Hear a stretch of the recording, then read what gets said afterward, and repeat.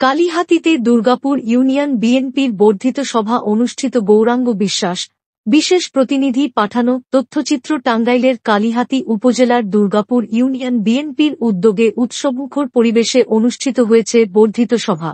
বুধবার ১৯ নভেম্বর বিকেলে দুর্গাপুর ইউনিয়নের পটুর উচ্চ বিদ্যালয় মাঠ প্রাঙ্গণে আয়োজিত এ সভাকে কেন্দ্র করে ইউনিয়নের বিভিন্ন এলাকা থেকে দলে দলে তৃণমূল নেতা কর্মীরা পতাকা ও স্লোগানে মুখর হয়ে মাঠে সমবেত হন। পুরো এলাকা যেন পরিণত হয় উৎসবের মেলায়। সভায় প্রধান অতিথি হিসেবে উপস্থিত ছিলেন ঢাকা বিভাগীয় কেন্দ্রীয় বিএনপির নির্বাহী কমিটির সহসাংগঠনিক সম্পাদক ও জননেতা বেনজির আহমেদ টিটো।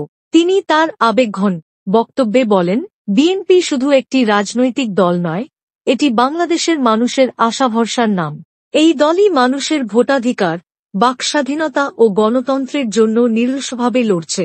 আমি যেখানে যাই, কালিহাতীর মানুষকে ভুলতে পারি না। কালিহাতী আমার প্রাণ, এখানকার মানুষই আমার জীবনের শক্তি ও প্রেরণা।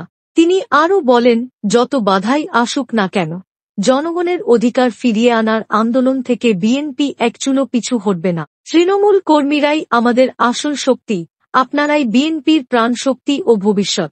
তাই গণতন্ত্র পুনরুদ্ধারের এই লড়াইয়ে সবাইকে ঐক্যবদ্ধভাবে এগিয়ে আসতে হবে। সভায় বিশেষ অতিথি হিসেবে উপস্থিত ছিলেন উপজেলা বিএনপির সভাপতি নজরুল ইসলাম শোভা, সাধারণ সম্পাদক রফিকুল ইসলাম, ভিপি রফিক, সিনিয়র সহসভাপতি মজনু মিয়া, যুগ্ম সাধারণ সম্পাদক মাসুদুর রহমান বালা ও শামীম প্রামাণিক, উপজেলা কৃষকদলের আহ্বায়ক শফিউর রহমান খান শাফি, প্রবাসী কল্যাণ সম্পাদক ইদ্রিস আলী, ছাত্র বিষয়ক সম্পাদক লুৎফর রহমান লেলিন, উপজেলা যুবদলের আহ্বায়ক আনোয়ার হোসেন মোল্লা ও ভারপ্রাপ্ত সদস্য সচিব হাসমত আলী রেজা। অনুষ্ঠানটি সভাপতিত্ব করেন দুর্গাপুর ইউনিয়ন বিএনপির সভাপতি আব্দুল লতিফ মেম্বার।